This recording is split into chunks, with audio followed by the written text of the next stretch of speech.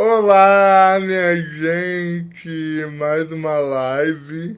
Hoje eu tô muito feliz, né? Que a gente vai começar essa semana com uma querida, né? Que eu amo, que eu admiro muito, a nossa queridíssima Dani Balbi, que tá chegando aí. Ela vai contar pra gente um pouquinho da trajetória dela, né? Como militante acadêmica. E vamos chegando porque hoje tem muito assunto legal. Ela já chegou aqui, vou chamar ela aqui pra gente não perder tempo. Venha, meu amor, venha arrasando. Só aceitar, Dani. Colocar aqui o nosso tempo. Olá, Pedro, tudo bem? Tudo bem? Tudo ótimo. Tá me ouvindo bem? Tudo certo? Estou te ouvindo bem, você me ouve bem? Tudo bem, perfeitamente. Tá linda como sempre, arrasando. Obrigada. E, meu Obrigada. amor, primeiro eu quero te agradecer por você ter topado bater esse papo aqui comigo, né? E quero que você se apresente para quem não conhece e para quem vai assistir essa live, está chegando, vai assistir depois. Fala um pouquinho quem é você, da sua trajetória. Boa tarde, aliás, boa noite a todas e todos. Eu sou a professora Daniele Balbi, sou doutora em Ciência da Literatura e professora da Escola de Comunicação Social da UFRJ, também militante do Partido Comunista do Brasil, onde eu atuo em diversas frentes, mas sobretudo na frente que constrói a Fundação Maurício Grabois. Então, Dani, você tem uma trajetória assim, né, de muita luta, né, para nós, assim, de muita representatividade do movimento LGBT, principalmente do movimento trans, por ser uma mulher trans, né? E eu queria que você contasse, né, um pouco com mais detalhes que eu vi você falando numa entrevista uma vez que você, né, sofreu muito silenciamento, né? Eu queria que você falasse um pouco desse silenciamento de nós LGBTs no meio acadêmico e no meio político, né? Eu também estou como pré-candidato a vereador também pelo PCdoB, né, que é o nosso partido, o Partido Comunista do Brasil. E a gente tem um grande desafio, né, Dani, de não silenciar as nossas vozes. Eu queria que você falasse um pouco disso, que você já foi silenciada e como você venceu essa barreira. Para mim, enfim, sou uma acadêmica, né, de carreira, né, fiz mestrado, fiz graduação, mestrado, doutorado na UFRJ, onde hoje eu atuo enquanto docente. Então, a universidade sempre foi muito acolhedora, o partido também. Porém, é porque o meu caso ele é muito particular. Eu venho não exatamente do movimento LGBT. Eu estou há muitos anos no Partido Comunista e da necessidade de formação da UNA LGBT, eu fui convidada a participar da UNA LGBT e decidi participar. O curioso é que antes, né, mesmo sendo uma acadêmica com produção sobre cultura, eu nunca era convidada a refletir sobre cultura, mesmo sendo uma interessada, uma formuladora. Sim. Né? Então, o partido nunca, talvez, tenha tido cuidado de perceber em mim alguém que fizesse cultura e falasse sobre cultura, né? E sobre literatura e sobre teatro, especificamente, que é o que eu estudei por muitos anos, que eu estudo até hoje. Ah, também sou de formação, que legal, mais um ponto em comum entre nós.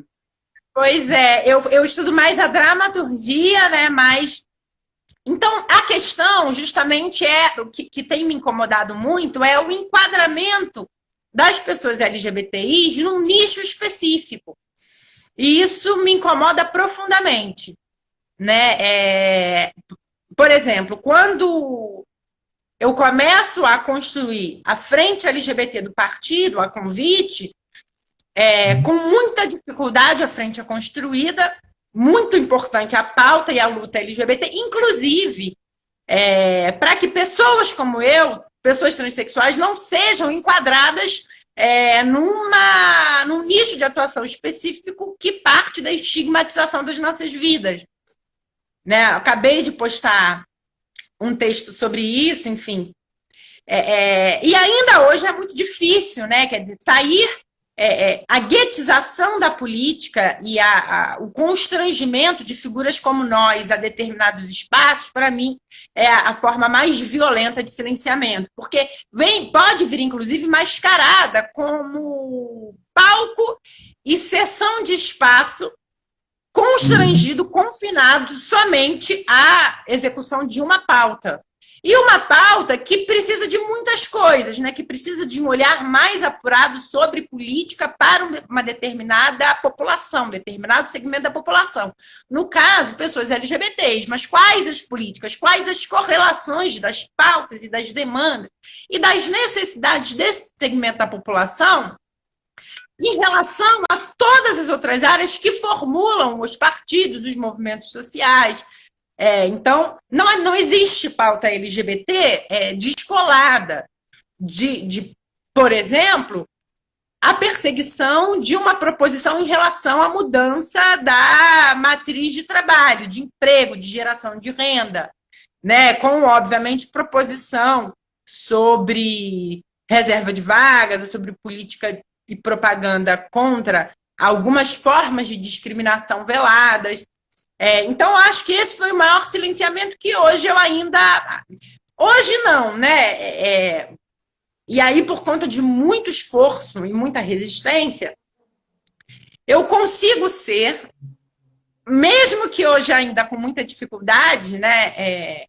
A Dani Balbi acadêmica. E aí, por conta de diversos artigos que eu publiquei, de diversos concursos que eu fiz, de diversas atuações no mercado de trabalho,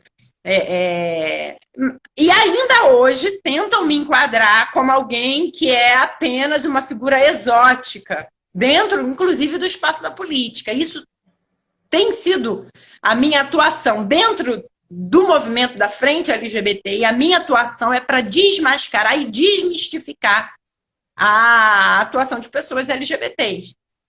Sim, é muito engraçado, Dani, que você falou, né? Porque eu, como pessoa com deficiência e LGBT, né? Como um homem LGBT, um homem homossexual, eu sinto muito esse palanque, né? Que você falou, que usam a nossa voz em datas específicas, em momentos específicos, e não entendem a gente como um cidadão, não empoderam a gente como um cidadão que a gente é de fato, né?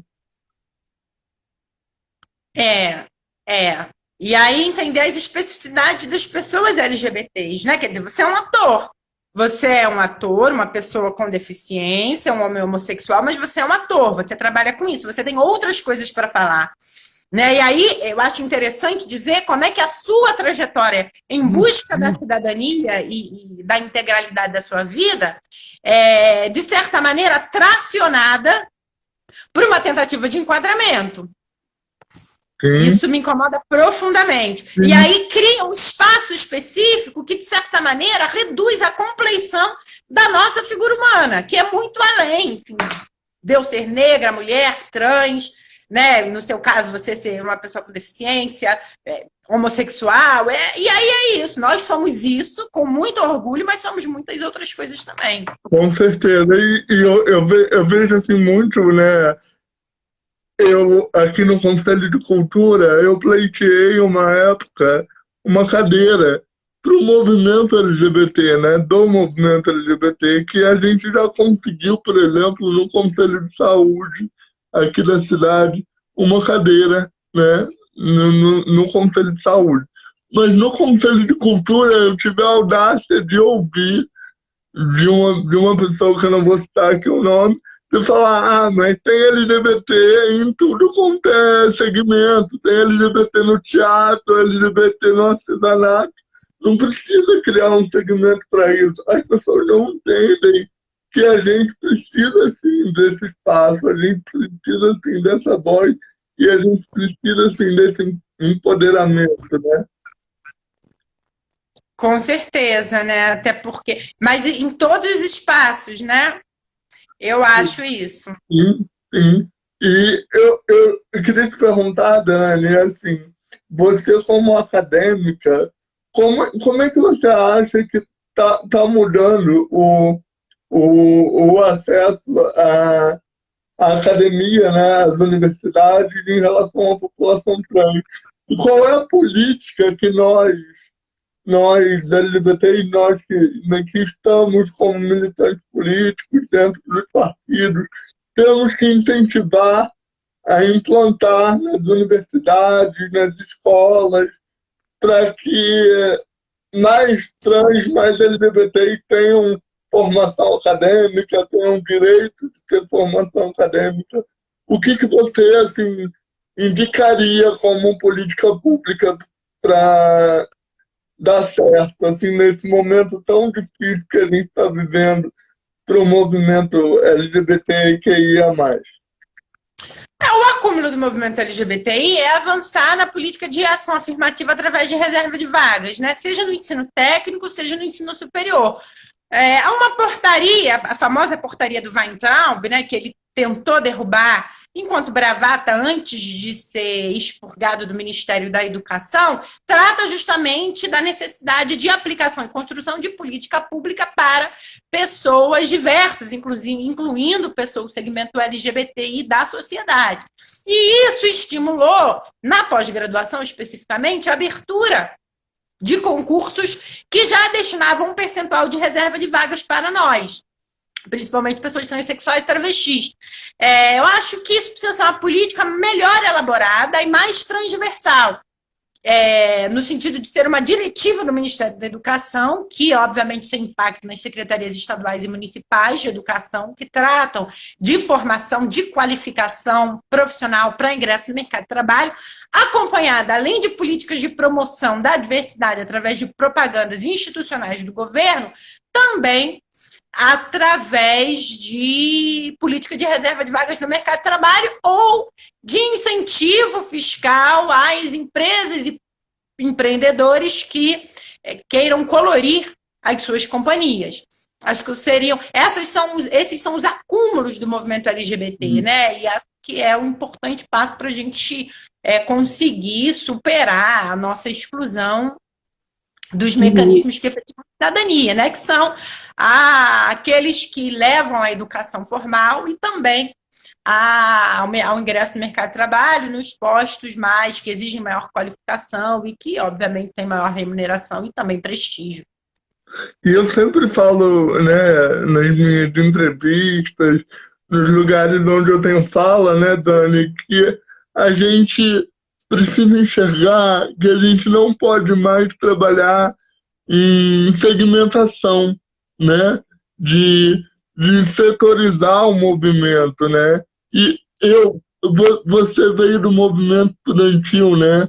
Você começou a militar dentro do movimento estudantil e você via muito LGBT militando dentro do movimento estudantil, porque eu ainda vejo poucos, muito poucos, LGBTs, trans, pessoas com deficiência, eles não militam dentro do movimento estudantil. Aí me vem um questionamento. Será porque eles não têm espaço ou eles não têm informação sobre aquele espaço, entende? O que você acha sobre isso? Eu acho só algumas coisas. Na minha época, o movimento LGBT, da forma como a gente conhece hoje, estou falando de 10 anos atrás, né, parece pouco, mas é muito. Não era tão organizado. Você tinha pequenas frentes LGBTs, mas a força do movimento LGBT não era tanta. É muito importante que a gente tenha construído os movimentos LGBTs e com certa autonomia propositiva, assim como o movimento de mulheres, movimento negro e outros movimentos de segmento. É complicado, e essa é uma posição pública minha, que esses movimentos eles se desarticulem da rede do movimento estudantil, né? A autonomização desses movimentos de segmento, enfraquece a politização da rede no sentido de apontar para a necessidade de superação de questões macroestruturais. Ao mesmo tempo que, se a gente abandona os movimentos tradicionais na sua forma e na sua organização tradicional, a gente se exime, de certa maneira, de participar e de disputar políticos e os rumos, né, daquele segmento, né? Enfim. Então, na minha época, a gente ainda era muito silenciada. Eu tenho a certeza que nos idos de 2007, 2008, o movimento era pensado para ser dirigido por homens cis héteros brancos de classe média. Então, as pessoas LGBTs que havia ali no movimento, poucas, não tinham nenhum espaço, não alcançavam espaço de direção, não tinham credibilidade por serem LGBTs. Né? Mesmo que tivesse. E aí a gente via que eram pessoas que atuavam, inclusive, nos movimentos de base, que seguravam a base do movimento estudantil. Eu, por exemplo, e outras amigas e amigos LGBTs queridos, que formaram as bases de sustentação das entidades, né? Para que outras pessoas assumissem o lugar de liderança e protagonismo daquele movimento que, na realidade, quem construíamos éramos nós, ou pelo menos era onde as pessoas LGBTs eram mais encontradas.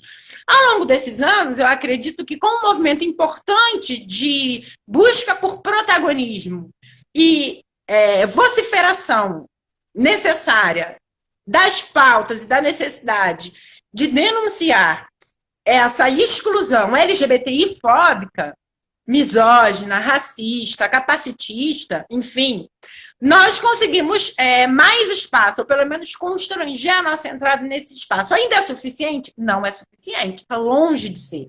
E geralmente enquadrados dentro das frentes. E o que é muito ruim, porque as frentes precisam existir, mas nós precisamos estar em outros espaços. Como você mesmo colocou, no espaço da cultura, no espaço da discussão da economia, no espaço, enfim, da articulação política mais geral, né? E não sermos tratados como aqueles que vão ocupar os espaços que foram construídos a toque de caixa para que nossas demandas fossem abafadas. Isso é muito... engraçado. Então, eu acredito... Pode falar. Não, fala. Não, engraçado você falar isso, porque eu participo de vários conselhos, né? O Conselho da Pessoa com Deficiência, Conselho de Saúde, e quando, por exemplo, eu vou levar a questão da sexualidade da pessoa com deficiência, seja qual a orientação for, as pessoas já olham assim, não vamos discutir isso aqui, e na verdade é preciso discutir isso. É preciso acreditar no trabalho de rede, né, Dani? Eu acho que o trabalho de rede é o que funciona, né? O trabalho integrado, ele não tem como desassociar uma coisa da outra, né? Uhum. Eu acho que é isso. Com certeza, né? E uma compreensão do... E aí eu acho o seguinte, isso coloca as formas de organização tradicionais, de luta, né? Os partidos, os sindicatos, os movimentos sociais, que a gente chama de movimentos sociais tradicionais, movimento estudantil, numa encruzilhada em que eles precisam não apenas... Porque se abrir um espaço reduzido em que se mascare a própria LGBTfobia, o capacitismo, o racismo e a misoginia desses espaços, a gente vai continuar construindo outros movimentos que correm em paralelo e a ideia da rede vai ser frágil e efetivamente não vai se sustentar. Então é preciso que se inclua, que se olhe para nós e pense que nós somos plenamente capazes de atuar dentro daquela rede, não apenas no segmento LGBT. Eu acho isso muito importante. Claro, e uma coisa que eu queria te perguntar, Dani, quando você se tornou acadêmica, né, foi como professora, assim, qual foi, assim, a primeira reação que você recebeu, assim, você estando ali naquele espaço, ocupando aquele lugar que você suou para estar ali, conquistou de verdade aquele espaço, né? E como é que foi a reação e como é que está sendo Porque eu vejo você como uma pessoa que abre muitas portas, né, para nós do movimento LGBT, não só para a população trans, mas para o gay, para a lésbica. E como é que você vê isso? Tá abrindo portas realmente? Como é que está nesse governo que a gente está vivendo agora, nesse momento? Como é que está aí a situação? Queria que você falasse um pouco disso, sobre isso, que você veio do movimento estudantil, lutou para chegar na área acadêmica, chegou na área acadêmica, e qual foi o desafio que você encontrou lá, e como é que você foi recebida, e me fala um pouquinho. Não, na universidade eu sempre fui muito bem recebida, né? Eu estudei na Faculdade de Letras da UFRJ, onde fiz mestrado e doutorado, a relação foi ótima. É claro que com a dificuldade, a incompreensão do tratamento que até me atravessava, né? A gente vai encontrando e se politizando à medida que a gente vai avançando, né? Tanto nós quanto a própria instituição. Mas as universidades públicas, elas, em geral, são muito acolhedoras. É óbvio que há muita violência, é óbvio que ainda são LGBTI-fóbicas, mas é muito diferente, são muito mais avançadas do que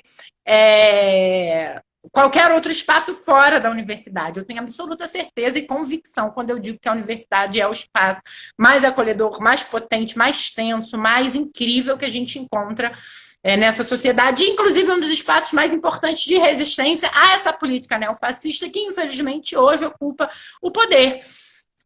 Então, pequenas dificuldades, né, como o enquadramento, alguns professores tinham dificuldade de entender o tratamento, a necessidade do tratamento no gênero feminino, mas isso foi sendo superado. Tive uma pequena, não é pequeno, né, porque é muito sério, mas uma dificuldade com a adoção do nome social na universidade, que me foi negado, e aí a gente rapidamente conseguiu se organizar para que outros protocolos fossem adotados na universidade, enfim, para tratamento, né, do nome social, e hoje em dia, enfim, a gente vai refinando a política nesse espaço. Então, assim, a minha relação com a universidade, né, eu estou na universidade desde os 17 anos, né, e ela foi saudável, de modo geral. Enfim, óbvio que são especificidades, né, cada trajetória é única, eu reconheço que é preciso avançar, mas foi boa. E aí, quando eu entro na universidade para ser professora, eu sinto que há uma expectativa muito grande que eu trate algumas questões ligadas à minha vida.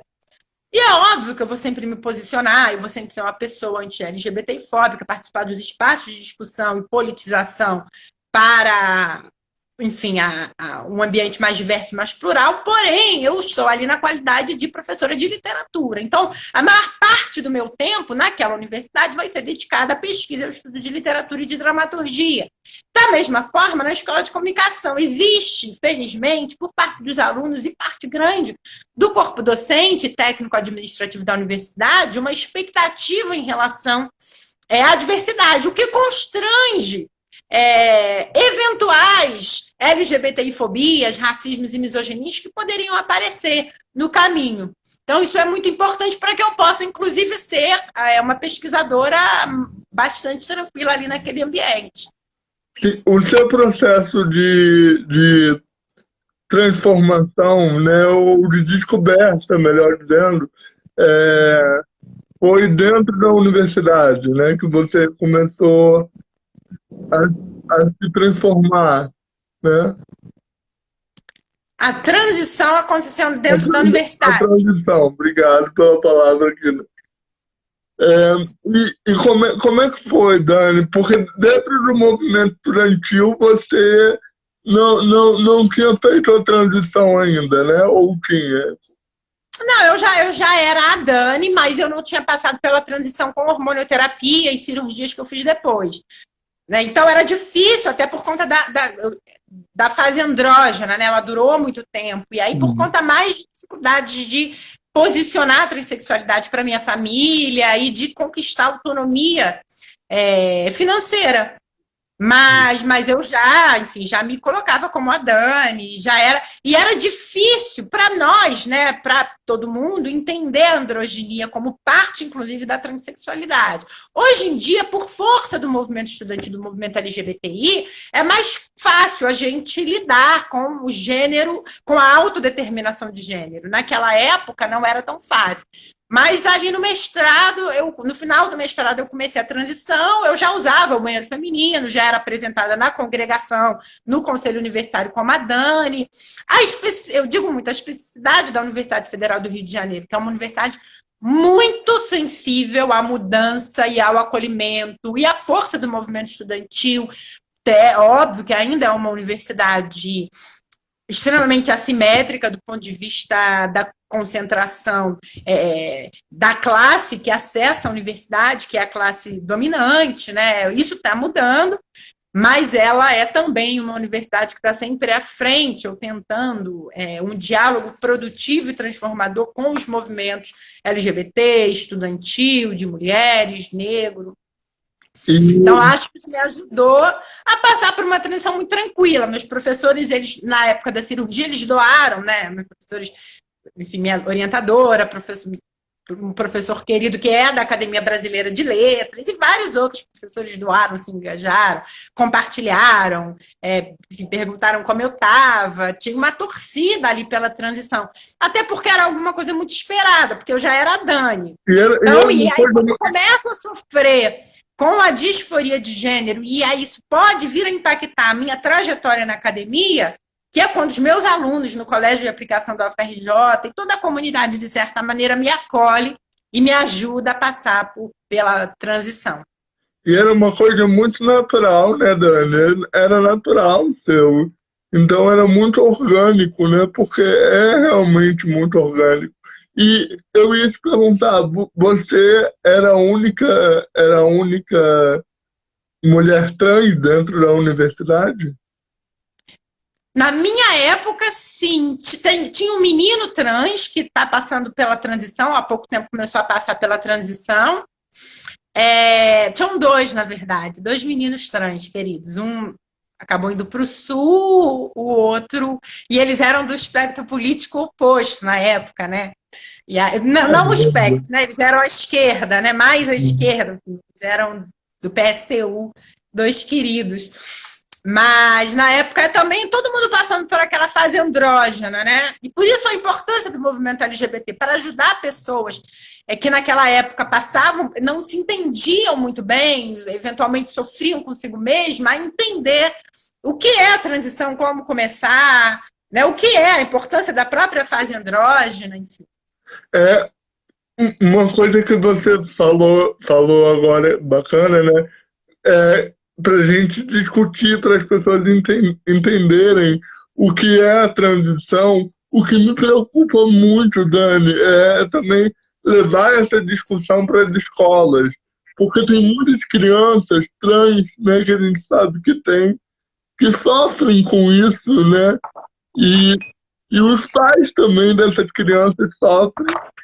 E as escolas não discutem o tema. Eu acho muito perigoso isso. Né? E a gente tem que encontrar um caminho enquanto movimento LGBT, enquanto militância política, militância estudantil, qual for a militância, de entrar nas escolas e discutir esse tema, né? Eu concordo, né? Mas com muita tranquilidade e com muita responsabilidade também. Sim.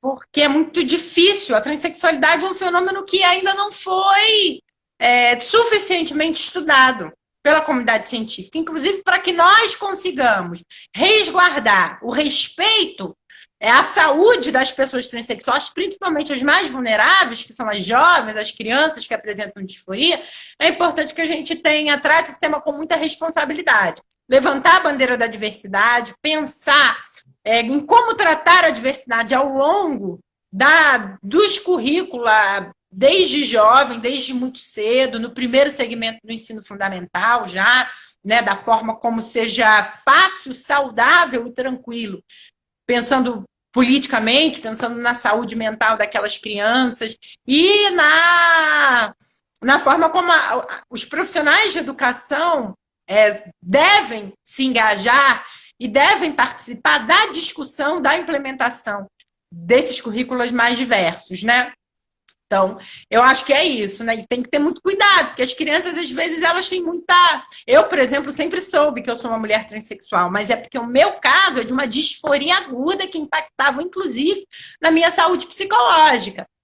Não é para todo mundo, muita gente se descobre ou passa pela transição mais tarde, né? E aí há muitos debates espinhosos, difíceis até, que a gente precisa travar com psicólogos, com endocrinologistas, né? Com, enfim, psiquiatras, para que a gente acolha a diversidade sem que o efeito seja outro.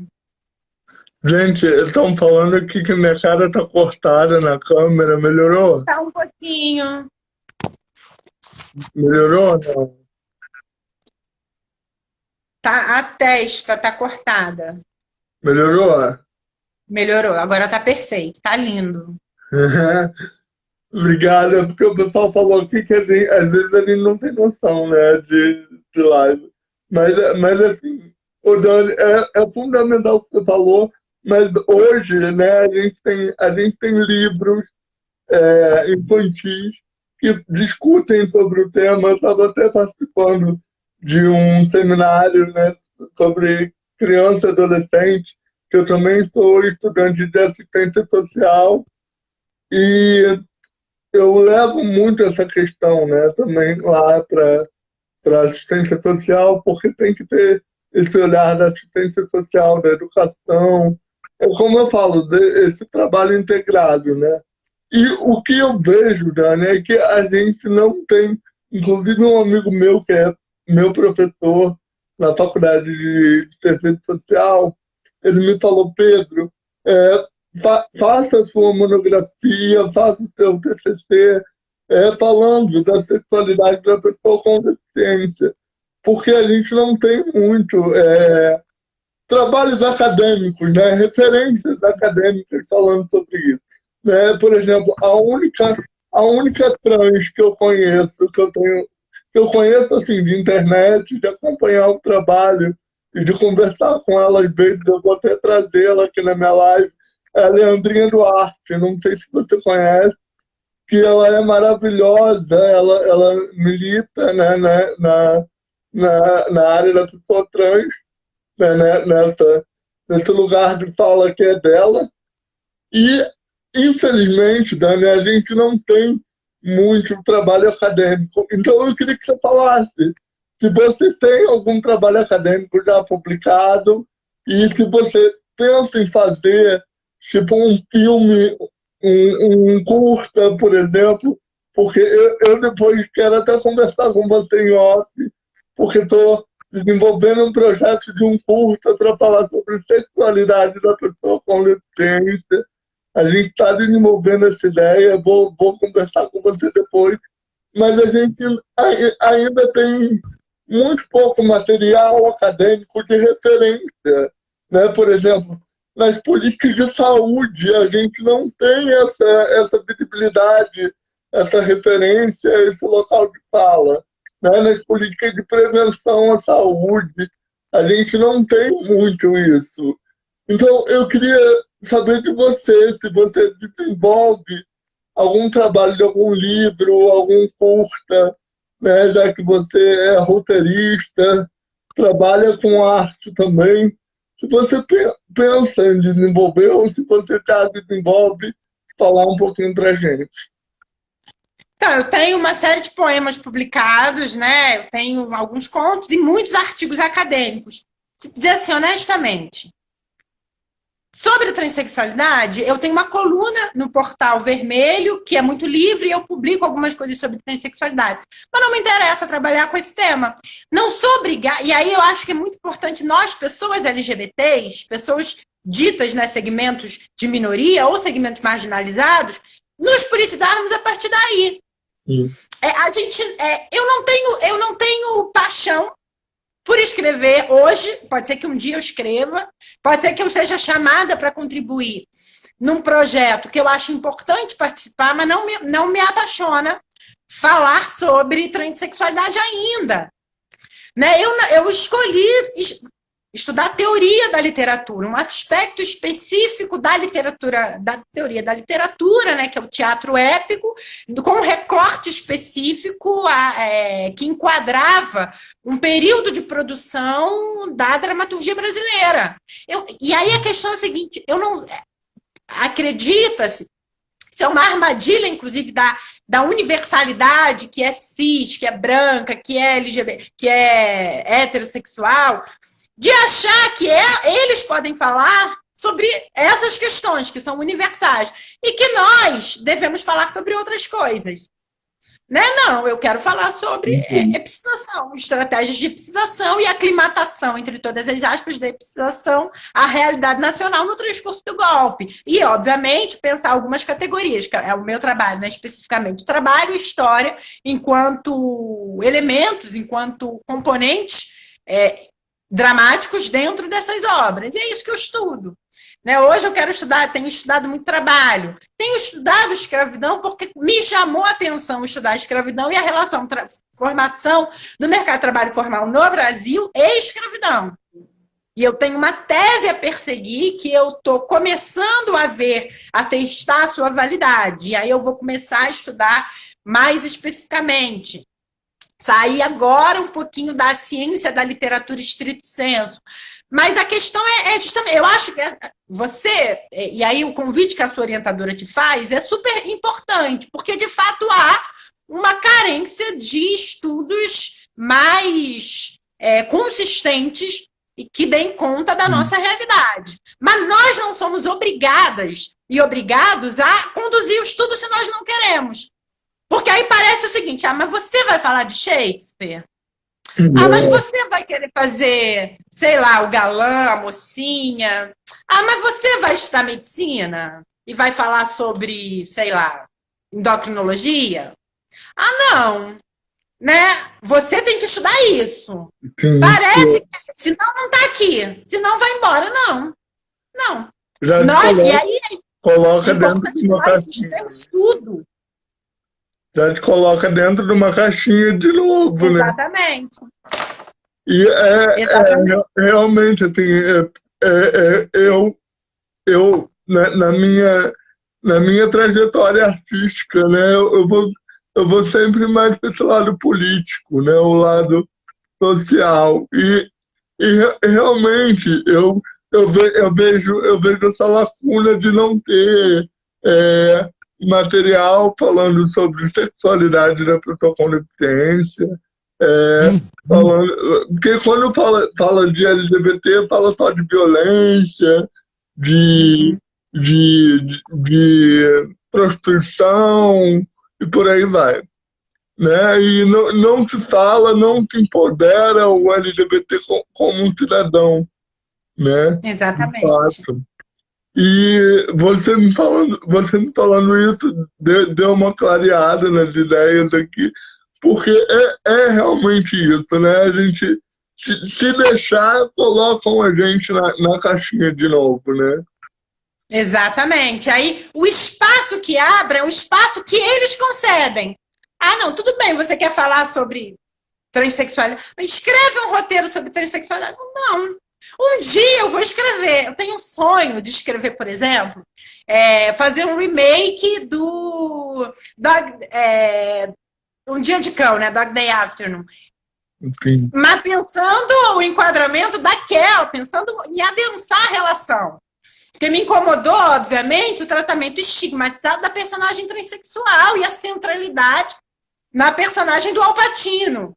E eu acho que seria um roteiro interessantíssimo a gente fazer um remake dele. Enfim, óbvio que demanda muita coisa, demanda muito tempo, mas isso me interessa. Porque, inclusive, é um filme que eu adoro. Por uma série de razões, que não são somente por conta do enquadramento da personagem transexual, mas também são. Mas isso me apaixona. Agora, se eu quiser falar sobre um casal de classe média, né, ou um casal da periferia cis, ou não, ou se eu quiser falar sobre escalada em corporação, se aquilo me apaixonar, se eu achar que eu tenho condições de desenvolver, porque aí senão... E aí é o seguinte, você vai pedir emprego, você vai disputar uma vaga no mercado de trabalho, né? Se você não está disposto a praticamente relatar a sua vida, se você não está disposto a participar de um esquema de reserva de vagas muito limitado, muito restrito e muito estigmatizante, você também não consegue a vaga. A vaga, né? Mas uma coisa eu ia te perguntar, né? Eu estava até conversando com uma atriz, né, que a gente não se conhece pessoalmente, mas só virtualmente, que é a Renata Peron. E a gente estava te falando, né, do papel dos atores e atrizes LGBTs, incluindo população trans e etc. O que você acha, na sua opinião, de atores e atrizes que não são LGBTs, que não são trans, interpretarem papel da nossa população, né? O que você acha disso? Eu acho que seria absolutamente razoável se nós também, na mesma medida, no mesmo percentual, interpretássemos o papel de pessoas cis héteros. Né? O problema é o seguinte, como só tem esse nicho, aí eles não vão chamar, né, uma atriz trans, um ator LGBT, para fazer um papel que não seja de uma pessoa trans, para protagonizar. A gente vê isso acontecer? Não vê. Não. Né? Então, se tem o papel para, enfim, atuar, vivenciar o universo LGBT, pelo menos que este universo seja nosso. Né? Agora, eu acho que eu luto por uma sociedade em que nós vivamos quaisquer papéis, né? E atuemos em quaisquer espaços. Né? O dia que tiver uma atriz trans, um ator trans, ou que tiver uma comunidade de atores trans razoável dentro de uma novela, que não trate, inclusive, do universo LGBT, aí a gente pode pensar, tudo bem, você pode fazer uma personagem trans. Mas enquanto não houver essa paridade, pelo menos por esse espaço a gente tem que brigar. Sim. Inclusive, a gente estava falando, né, discutindo num desses cursos que eu estou fazendo online, que a gente tem que formar também roteiristas, autores trans LGBTs para retratar aquela realidade, né?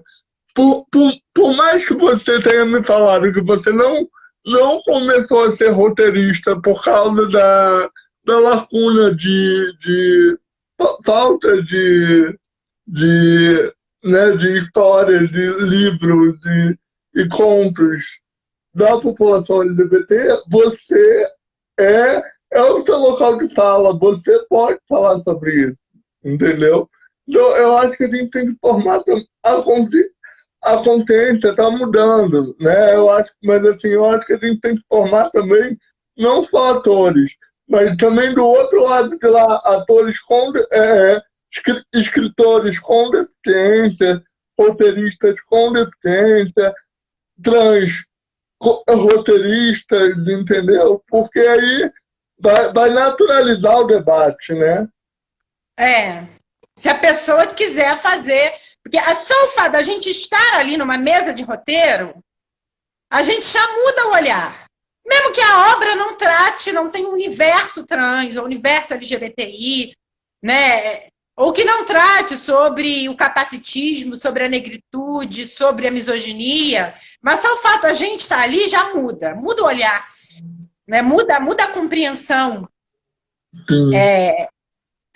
Eu tenho na escola de formação, eu lembro de um episódio que tinha um roteirista que estava escrevendo um roteiro sobre uma mulher que precisava fazer um aborto e que a centralidade era no par dela, e que era construído efetivamente como o protagonista do curta, e ele era enquadrado como um pobre menino que foi usado por aquela mulher lasciva.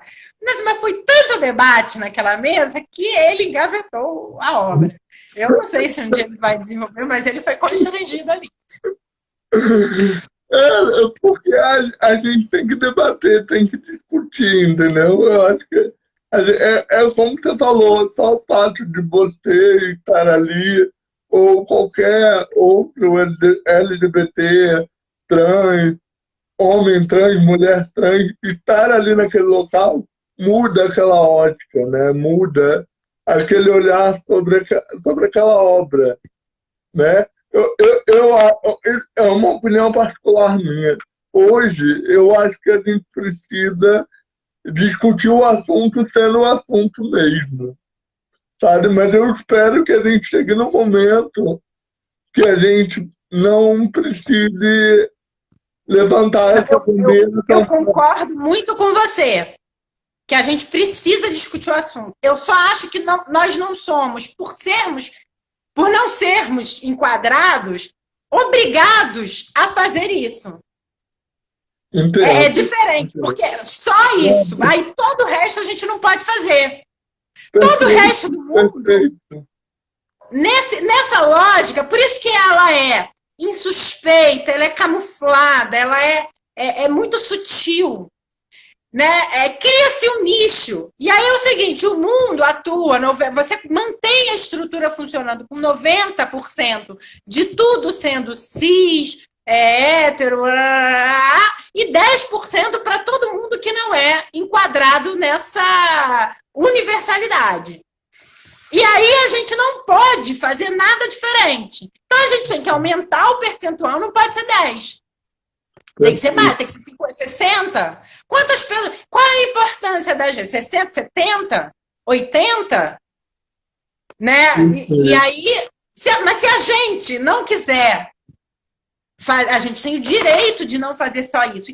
Porque quando a gente vai participar de outros espaços que não quando a gente fala de arte, né, a gente tem mais condições de vislumbrar o que seria. Mas quando a gente fala de corporação, quando a gente fala eu quero trabalhar numa corporação no mercado financeiro, será que eu vou conseguir um trabalho? Eu não quero. Mas imagina uma mulher como eu chegar no mercado financeiro, né? Que é um lugar pouco sensível ao debate da diversidade. Então, se a gente pensar na estrutura da sociedade, se a gente achar que a sociedade tem que o alargamento da diversidade deve vir acompanhado com a construção de guetos e nichos, a gente não avança, a gente não muda a estrutura. Acho que a gente tem que ter um espaço para falar da diversidade, eu concordo com você, e a gente tem que falar, tem que ter mais roteiro tratando da diversidade, tem que ter mais atores diversos, tem que ter tudo mais diverso, menos universalizante. Mas nós não devemos ficar restritas a atuar dentro disso. Então, é a expansão das pessoas diversas. E você achou que em algum momento você ficou refém disso? E como é que você conseguiu sair disso? Muito. Eu acho, e essa é a minha maior luta, né? Eu acho que eu tenho muito interesse em fazer outras coisas que não tratem exatamente sobre isso. Eu não tô dizendo, assim, eu sempre falo da transexualidade. Eu falo muito até. Eu adoro falar. Mas eu não sou só uma mulher transexual negra. Eu sou também, com muito orgulho, uma mulher transexual negra que fala sobre economia, sobre comunicação. Né? Agora, para dar aula na escola de comunicação, eu estudei extensamente a formação das redes e dos sistemas de comunicação no país. As praças de comunicação, a história da imprensa. Então, eu falo muito sobre isso. Né? É óbvio que tem um módulo importante que eu vou tratar das questões que atravessam, que são atravessadas pela base assimétrica. E a Dani travou para mim. Dani? Dani, acho que ela travou, gente. Foi só pra mim ou pra vocês também? Voltou, voltou. Então, vai ter um espaço que eu vou falar sobre LGBTfobia, né? Mas não, eu não sou só isso, né? E aí me incomoda muito, né? Quer dizer, quando vão falar sobre coisas que não, que eu poderia falar, eu não. Aconteceu há um tempo um festival sobre Oduvaldo Viana Filho, literário, que foi o tema da minha dissertação de mestrado. E eu fiquei chateadíssima na época, porque eu não fui convidada para falar. E eu não lembro de ninguém que pesquisasse, que tenha dedicado tanto tempo e um trabalho tão vultuoso à obra do Vianinha.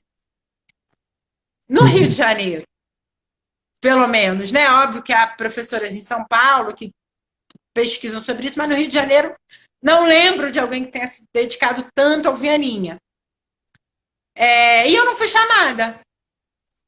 Esse mesmo festival me chama para falar sobre a minha vida.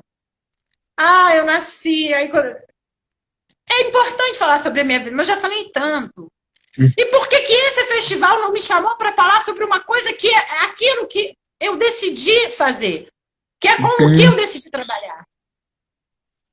Que aí vira mais que um espaço de cota, né, Dani? Vira um quadrinho de cota e você só se remete àquilo ali. Você não é aquilo ali, né? Eu te conheço, Exatamente. você é muito mais. Todos nós somos, o mundo é um universo, né? Aí os temas gerais ficam para os homens cis héteros brancos de classe média. Né? Aí eles podem falar de tudo. A gente não, a gente tem que falar da nossa vivência. E muitas vezes os espaços são muito difíceis, né? Você precisa falar, inclusive, da sua experiência pessoal. Você fala, meu Deus, mas será que nesse espaço é importante a gente falar da nossa trajetória pessoal? Mas será que nesse espaço contribui o relato da minha experiência pessoal para a mudança? Às vezes contribui, às vezes é muito importante, às vezes não. São outros aspectos da transexualidade, da negritude, né, da pessoa com deficiência, da LGBTfobia de modo geral, do racismo, outros aspectos. Né? Porque... E às vezes são coisas que você não quer falar, não quer reviver aquela história de novo, né? Exatamente. São histórias que você não quer. Está superando, inclusive. Aí te desumaniza. Olha como é cruel. São vários níveis de desumanização. Sim. Sim. É muito triste, porque é realmente isso que você falou. Né? A gente tem que provar tudo o tempo todo e fazer com que a humanidade entenda que a gente é uma mulher negra, um deficiente, entendeu? A gente é um cidadão e a gente tem direito de falar sobre tudo e deve falar sobre tudo, né? Exatamente. Dani, meu amor, a gente está chegando no finalzinho, eu queria que você deixasse suas considerações finais. Nossa, foi tão rápido. Foi muito rápido, né? Passa muito rápido. Mas, assim, quero te agradecer mais uma vez, dizer que eu te admiro muito a mulher que você é, a potência que você tem na sua fala, e te agradecer por você ter aceitado esse convite de vir aqui na minha humilde live e falar comigo e debater comigo sobre esses assuntos tão importantes. Espero que quando isso tudo passar, a gente se encontre e te dê um abraço, um beijo bem gostoso, viu? Se cuida e... Imagina, Pedro. Quantos minutos a gente tem? Temos 6 minutos.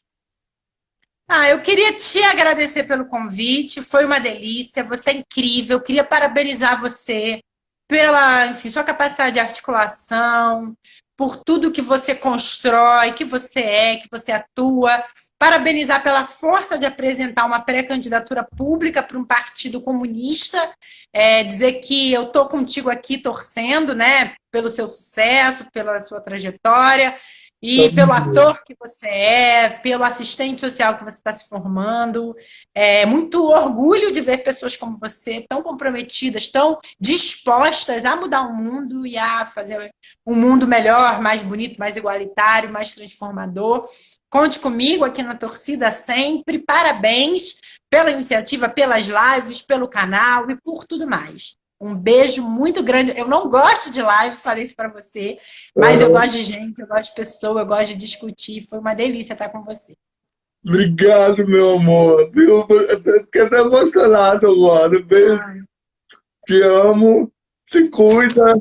E que isso passe logo, que a gente se veja e se encontre. Obrigado por todo mundo que Me chama para Petrópolis.